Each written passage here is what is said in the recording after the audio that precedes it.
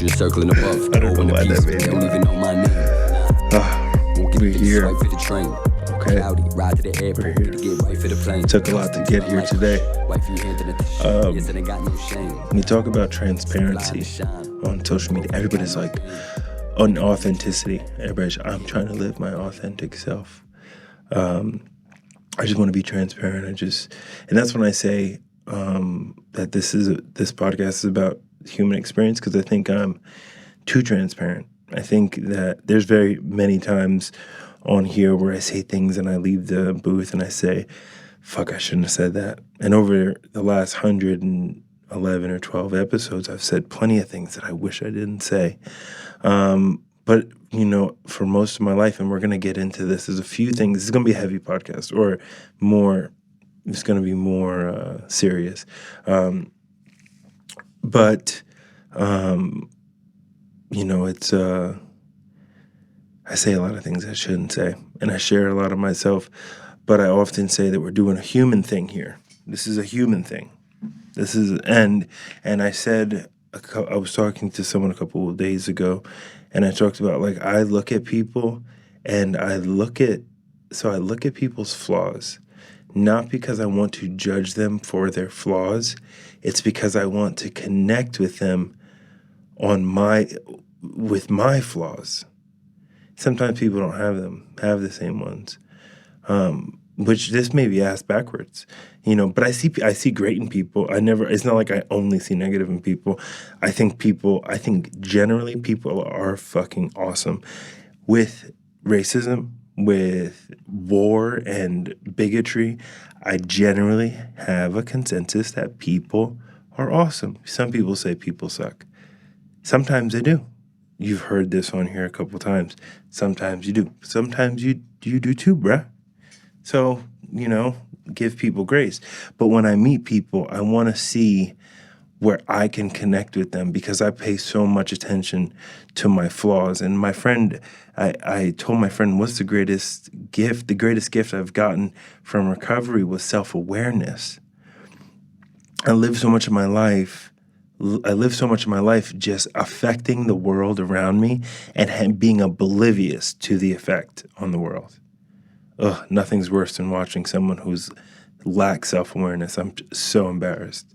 But since I've been sober, I've made amends to so many people. I've even made amends to someone right before this podcast. And that's going to get into another point. But yeah, I want to be authentic and talk about anxiety today, because I canceled the podcast I have after this, and this is going to be a challenge to get through this, because I am not doing good when it comes to being anxious right now. And I'm going to tell my story with anxiety, and just share that. So I've always been a shame-based person. I don't know why. But like, my first memories are shame. Ew, it was wet. My first memories are of shame, and actually I do know a little bit why. But so I remember, even at 5 years old, being so stressed out in social situations. And it made me a mean kid. I've been mean most of my life because I was so uncomfortable in my own skin. Now, 25 years later, because looking at when I was 5, there was a guy who groomed me as a little kid and would sit me on his lap and say fucking crazy things in my ear, and just really shaped my development. He really did. And that was traumatic. So now that makes sense. I don't even know if he molested me. I can't even remember, because I was so young. And I've blocked out most of my childhood. I can't remember one. I could remember one childhood teacher's name, all the way from elementary school through junior high school. I just don't remember. I just can't. There's pieces of my life that I've blocked out, vacations and loving memories that I know I had, and my life was not crazy. My parents didn't beat the shit out of me. But anyway, I blocked huge portions of my life out. But my anxiety started there, just discomfort in my own skin, discomfort with the opposite sex, discomfort with the same sex, discomfort with different ethnicities, being a lot of times the only black person or one of the very few black people, discomfort with black people. I just always had that stress where I felt gross in my own skin. And that's gone on for the past 25 years. And in my teenage years, there was so much that came up with the anxiety and hormone shift of being 13 through 20. The anxiety and hormone shift, for people who have bipolar disorder and schizophrenia, the hormone shift brings those characteristics out, and those are typically the worst years for that patient or that human who's experiencing that, because you're still trying to diagnose this thing, and there's treatment. It's hard to, now at 30 I can manage it.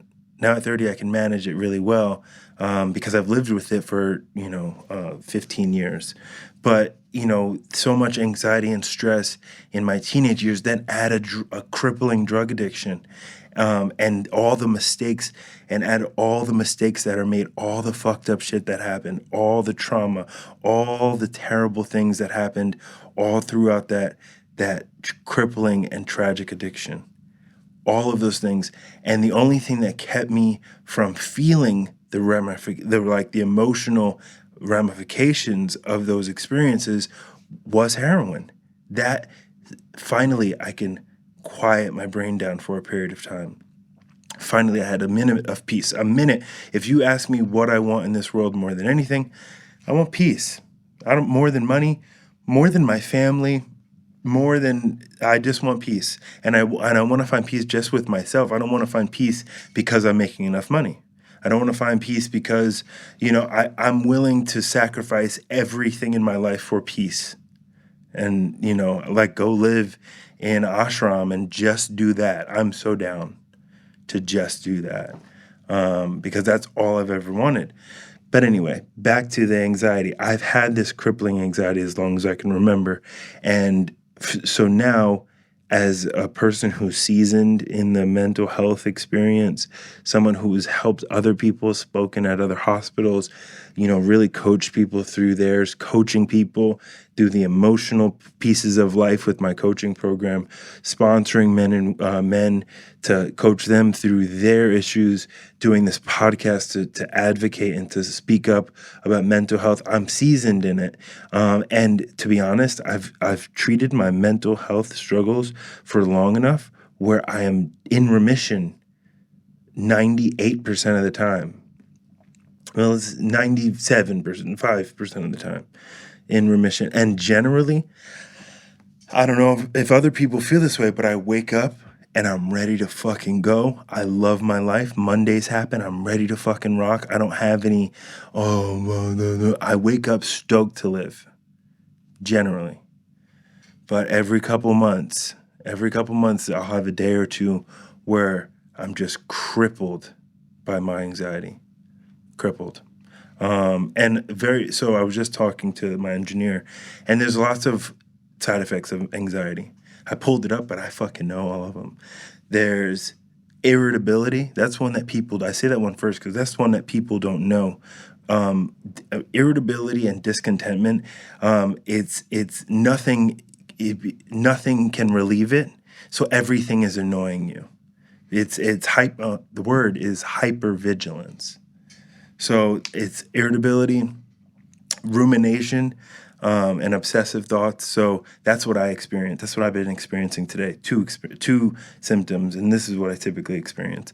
I have things that are in my mind that happened 10 years ago that become fresh in my mind, and it's as if I feel them as if they happened yesterday. And I just can't stop thinking about them. And then there's something called catastrophizing, because there's also another word called histrionic. That's this idea, hysteria. When you hear hysteria, hysteria is not always yelling. It's sometimes the mental piece of catastrophizing, of like everything is the worst. And this goes on to, this is in personality disorders. This is in, bipolar disorder. borderline personality. There's a number of, hysteria comes in a number of different forms. But for me, it's catastrophizing, rumination, and then physiological anxiety. Very often my eyes will stop working, so there's neurological effects. So I can't focus my eyes, which this is dark, right? Like everybody's talking about like their anxiety and like biting their nails, and I'm over here, I can't see straight, like trying to drive. So many times I've woken up in the morning and tried to drive to train at the gym, and I can't even see straight. I'm just hoping I get to the gym on time, and can do my job, part of the reason I stopped doing that job is because I just couldn't do it. But so I have physiological and neurological anxiety where my eyes are dashing back and forth. And then of course biting my nails. If you've seen on this podcast, my nails are to nubs. I just can't seem to grow them. It's actually OCD. It's deep.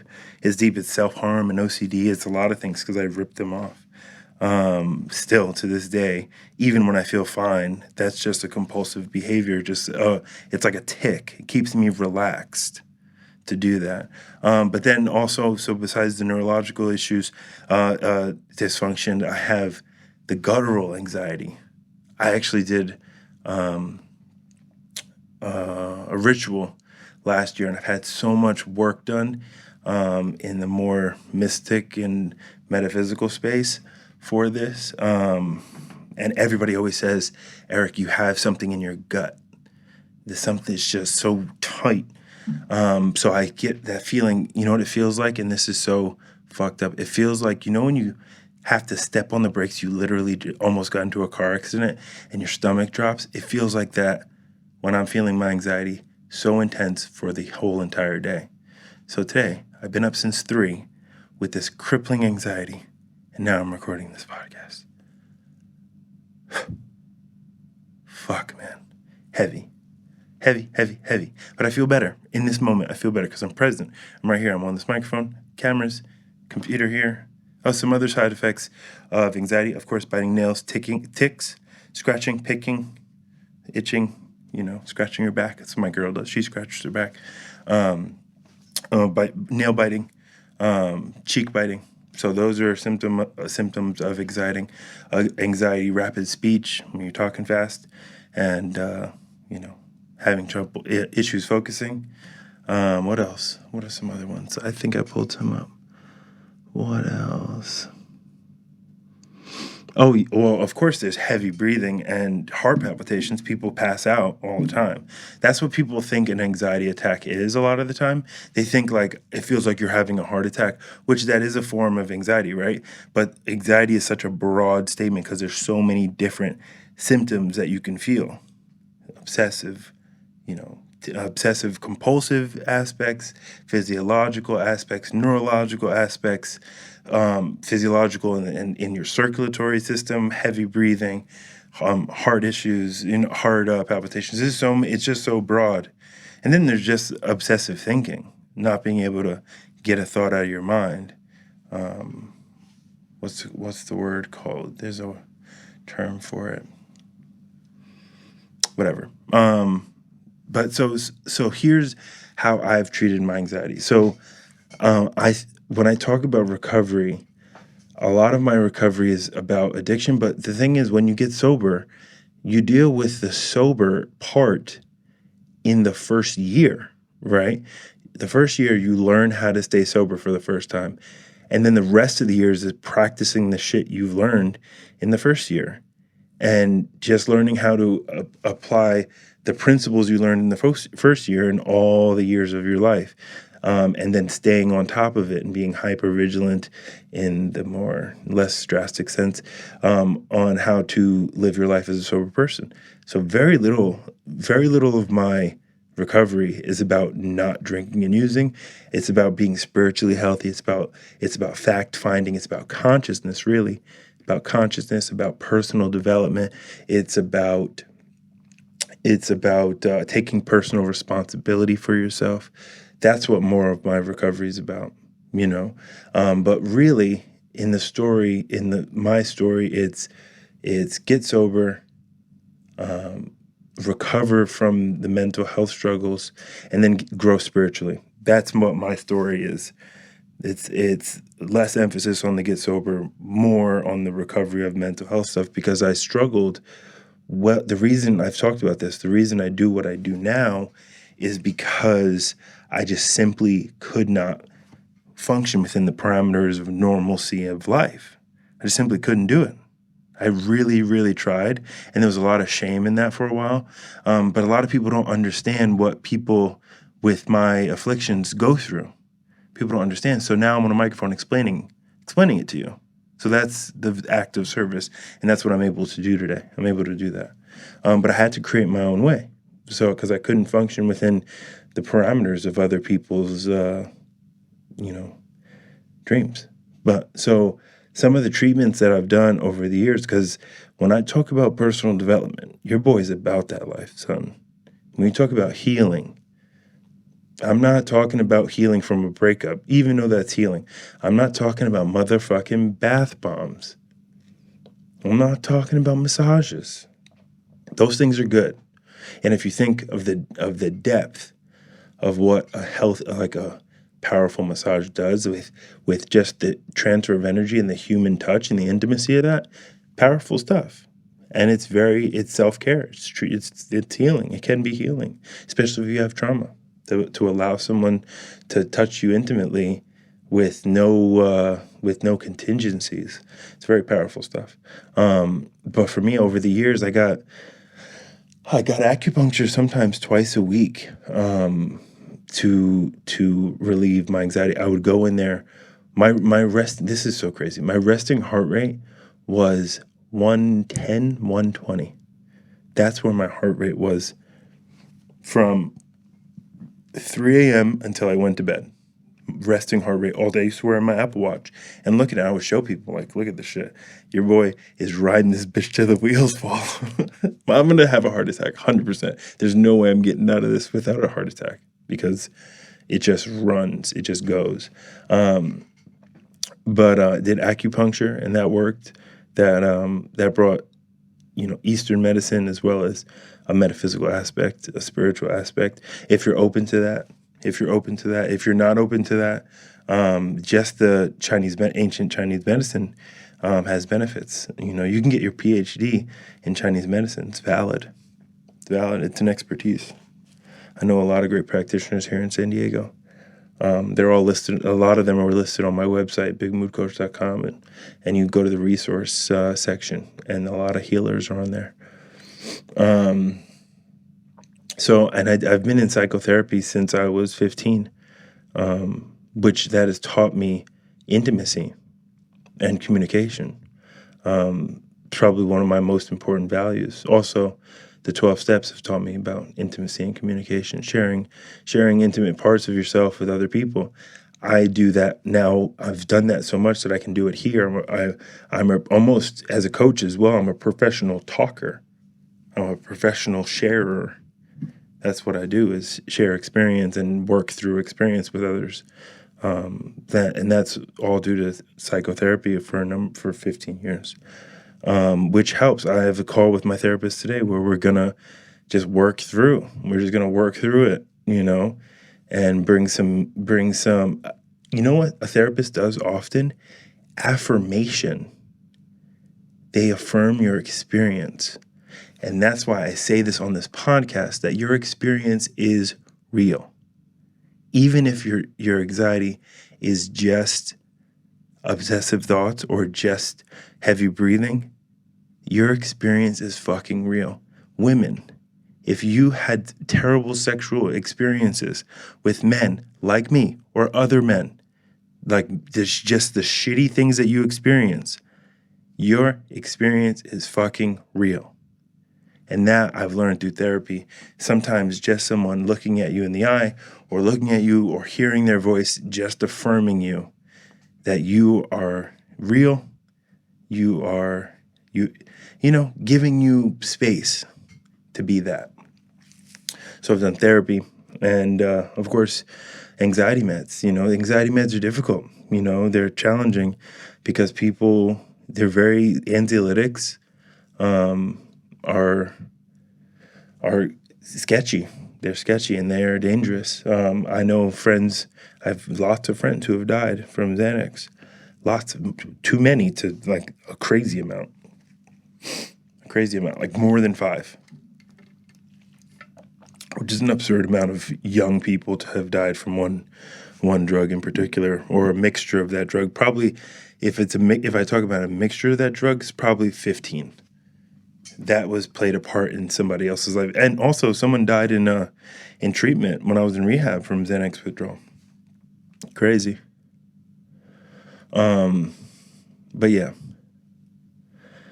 So psychotherapy, great, teaches you communication. Someone can affirm your experience, because when it's in and also there's power in communicating your experience. There's power in just sharing what you're going through. Just sharing that allows you to feel free. My engineer, as I'm having this perpetual anxiety attack, I just tell my engineer a little bit of what's going on, and I feel just a little bit of relief. And in doing this podcast right now, I have absolute relief. I don't feel any symptoms at all in this very current moment. It's so unnecessary. I don't feel any symptoms in this moment. So it's just sharing that and talking through it and working through it. It is very powerful. So I encourage you, don't hide.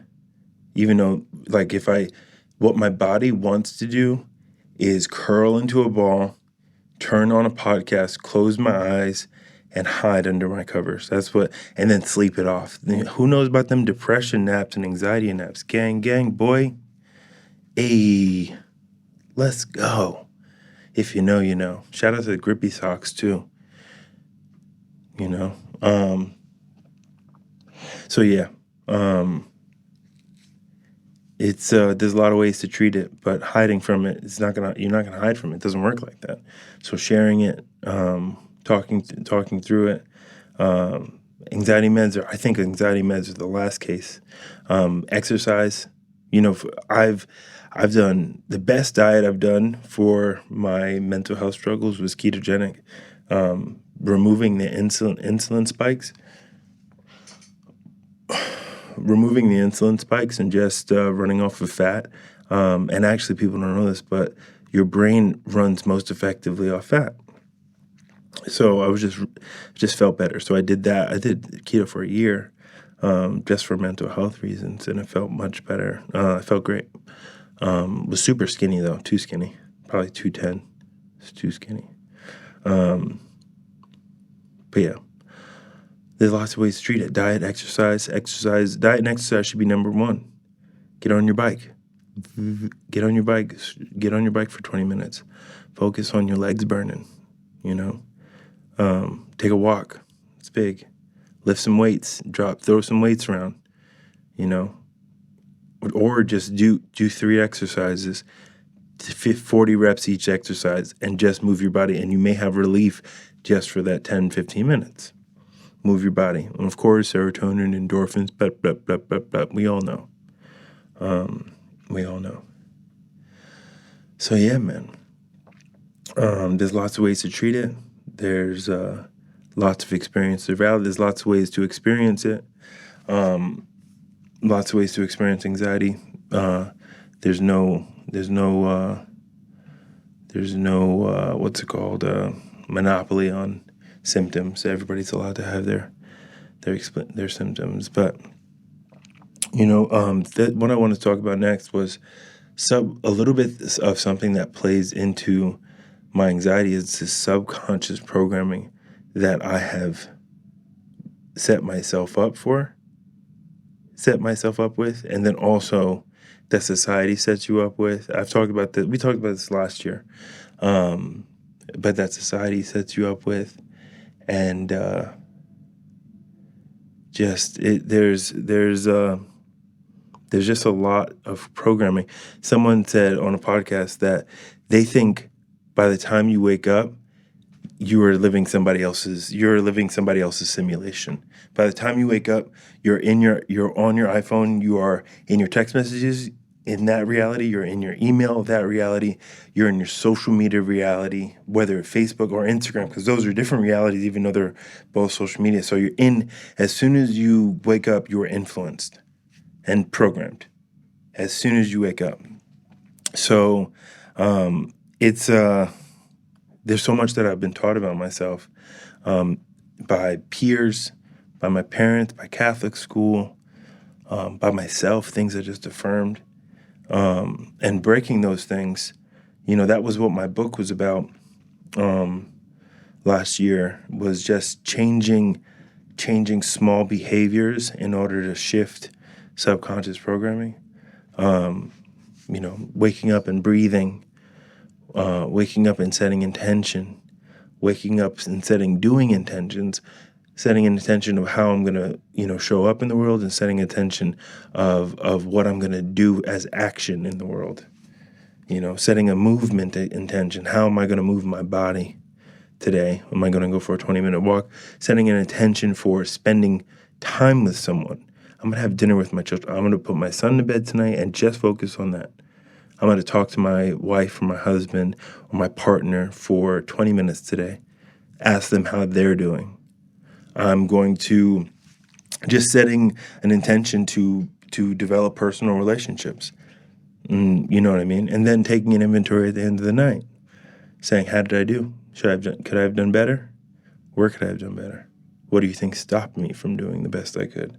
And doing that over 90 days, just to shift. Which, if you listen to what I just said, that shit is bars, bro.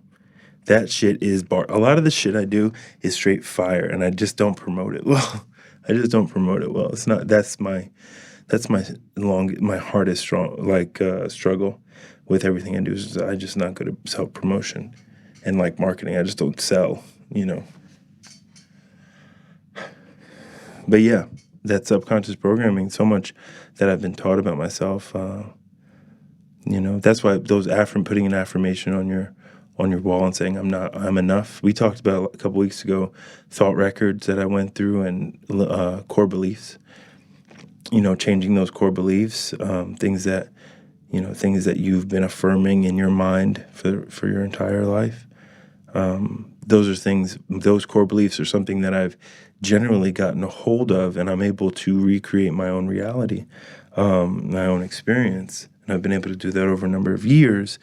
But sometimes when I'm stressed and I'm anxious, those core beliefs come up, and then I ruminate, and I'm ruminating. And now you're a piece of shit. You're a piece of shit. You're the worst. You're the worst. I can't believe you did that. All of that shit, that little fucking, that fucking committee in your head that just wants to kill you. I told somebody that. I said, you don't know what it's like to live with a brain that is trying to kill you all the time. And my brain, fuck, man. People just don't get it. You don't get how it's a struggle, man. And I want people to get it. That's why I look at people's flaws first, because I'm like, I want to see you're human. I want to see your quirks and your I want to see your stuff, your weird stuff, because I got this weird thing that's running the fucking show sometimes. Not so much anymore. But yeah, I'll have that rumination of you're the worst. And I'm really not the worst. I'm not the worst. There's people who have done really bad things and they're able to move on. And I've done everything I need to do in order to rehabilitate myself and to move into a better place and to be a better person. Everything that could be suggested, I've done it. So, it's just time to move on in that regard. I said that a couple of weeks on a podcast. But that leads into another thing, overcoming regrets. We all live a life where we were not the best versions of ourselves. And, moving on past that, what we allowed people to do to us, what we did to others, the impact we had on the world. A big thing that I do, and I encourage everyone to try to do, and not even try, just fucking do it. Take responsibility for yourself. And it gets a little annoying, to be honest. It gets a little annoying because as soon as a situation goes awry or goes in a direction that that is not clean, I quickly make amends and quickly clean it up. That's just my instinct. My instinct is to say, hey, I wasn't the best version of myself. Let me take responsibility for that. Let me know what I could do to make that right and make this a better situation. That's what I do. That's just the way my mind works. At this point, it wasn't always that way. That's new. That's a shift in value system. But I encourage everybody, because I said this, sometimes you suck and you have shitty ass experiences with people. Sometimes you do. It's not everybody else's fault. It's not. It is not. So take responsibility for yourself. That's a great way to live with regrets, to look somebody in the eye and say, I did this thing. I did these things. I was rude to you. I was selfish and self-centered and self-seeking. For the women that I've had negative relationships with, I've had the opportunity to make amends to so many women and say, I used you for my validation. I objectified you for me. And I put my needs before your own well-being. To be able to look at people and tell them and affirm them. Because so many times, especially for women, we gaslight women. We gaslight them. We gaslight them. That's why the women's movement and the women's march and Me Too movement is so important. Because I was talking to a friend about it yesterday. Being shitty to women was business as usual. That's just what we were taught.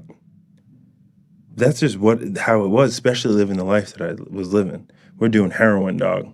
We're shooting heroin. Of course we were shitty. People were dying. People were going to prison. Of course we were shitty. And being shitty just came along with that. When you're shooting heroin, values go out of the window. Sorry. But, there's so much, women are gaslit. And then there's so many ways that situations can be perceived. It could be like, but one thing, here's what I was saying yesterday. Women are sexualized, girls are sexualized by the time they're 8. I don't even want to think how young. I don't even want to think how young is the first time a girl is sexualized.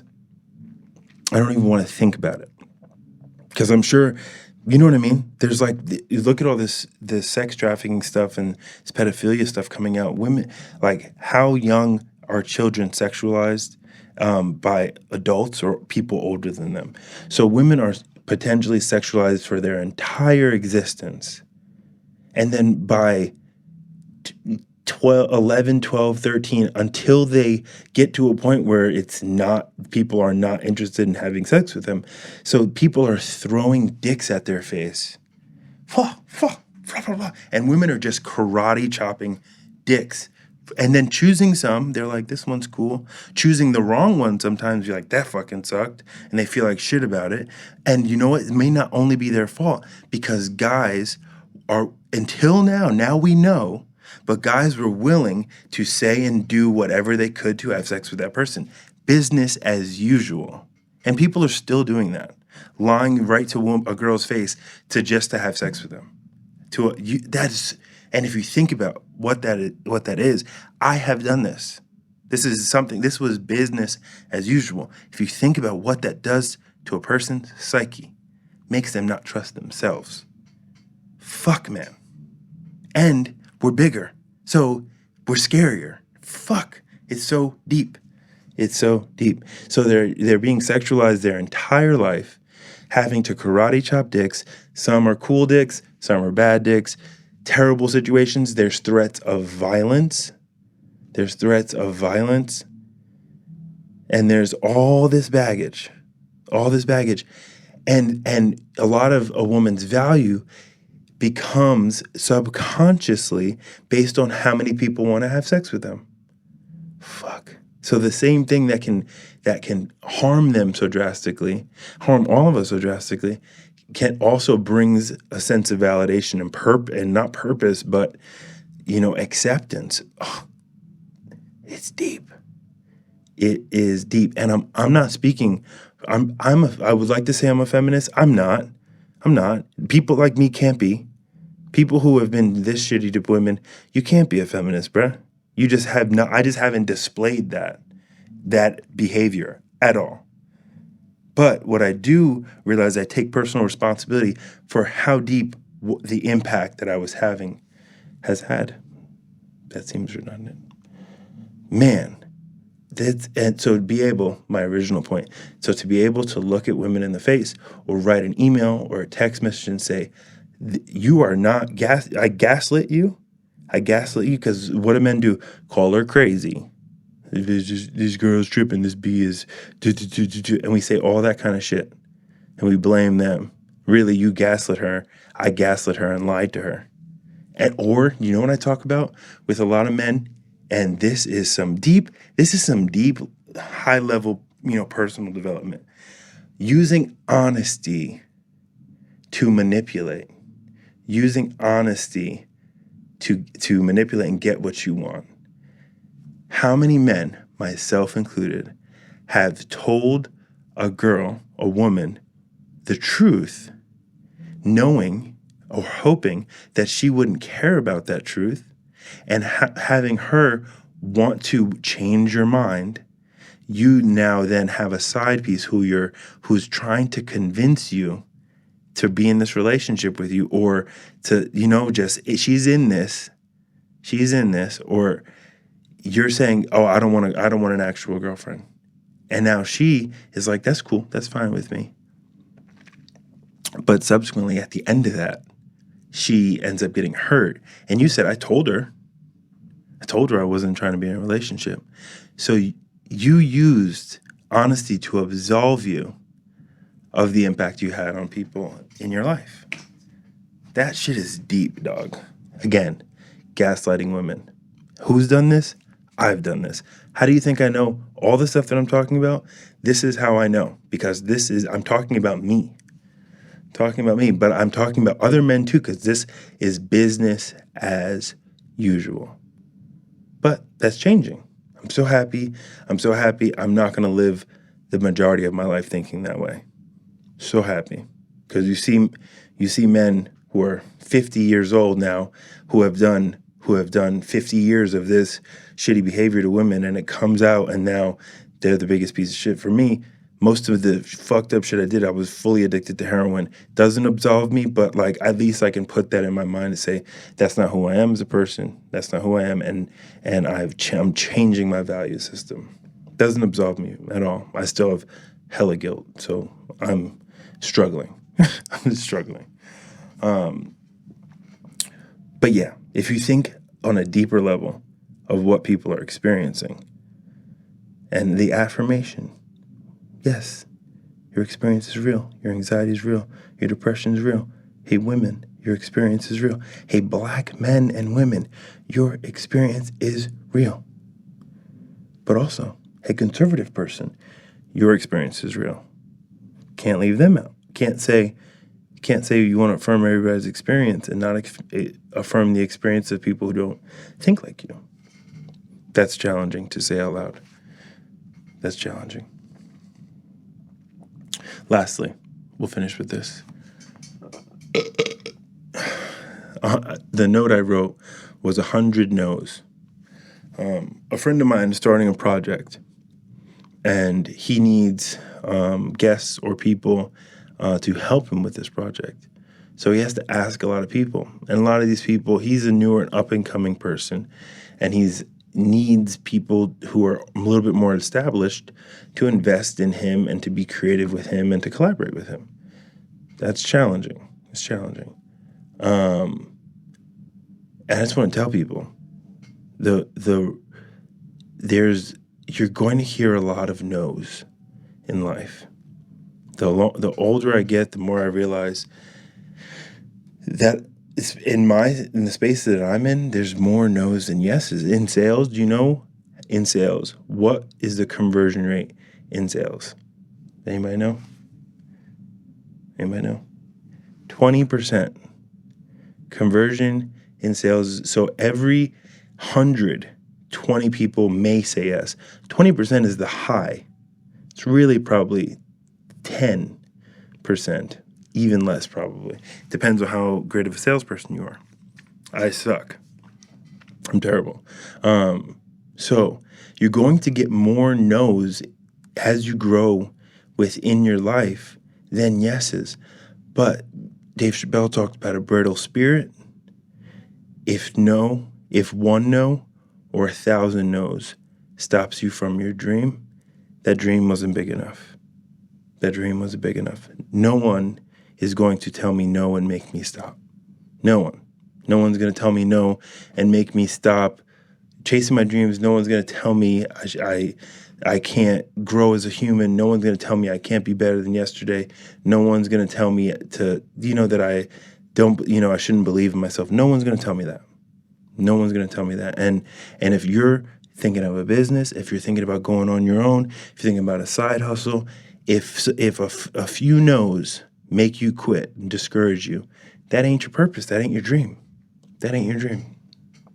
Think about what would you do? So what would you do if you didn't have to do it for money? What would you do for free? What would you do for free?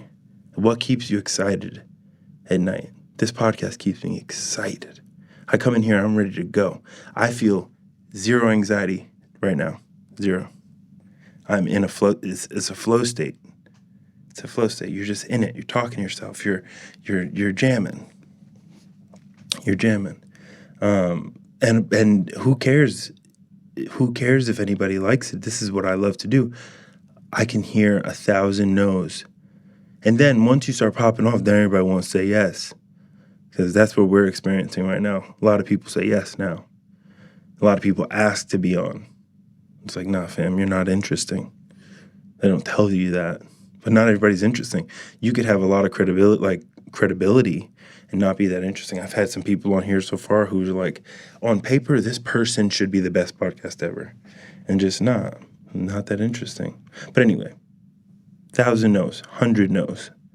If no is going to stop you from your dreams, if no one's going to stop you from your dreams, man, that dream's not big enough. Dream's not big enough. Dave Chappelle talked about a brittle spirit. This is a heavy podcast. It's a heavy one. But, everybody talks about authenticity. Everybody talks about authenticity. Right? I want to be my authentic self. I want to be transparent. Here we go. Here it is. This is it. This is a transparent podcast. And I will leave this and drive home and think of all the things I should not have said. And that's how you know you're being transparent. Okay? But we're going to wrap it up. We're going to wrap it up there. Eric_Big Mood Coach on Instagram. BigMoodCoach.com. That's the website. Big Mood TV. If you're listening, you can watch this podcast on Big Mood TV. Like, share, subscribe. iTunes, Spotify, every platform. Share it with people. Share it with people if you liked it. We're out of here. Peace. Vultures circling above, they're all in a piece, but they don't even know my name. Won't get even to swipe for the train. Cloudy, ride to the airport, gotta get right for the plane. Custom smell like kush, wifey hand in a tish. Yes, and I got no shame. Some line to shine, with a broke if you got no game.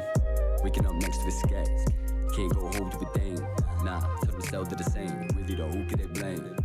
Now I don't blame them either. They just wanna play the game and they're eager still. I don't wanna know you. I'm busy, you don't even know thyself.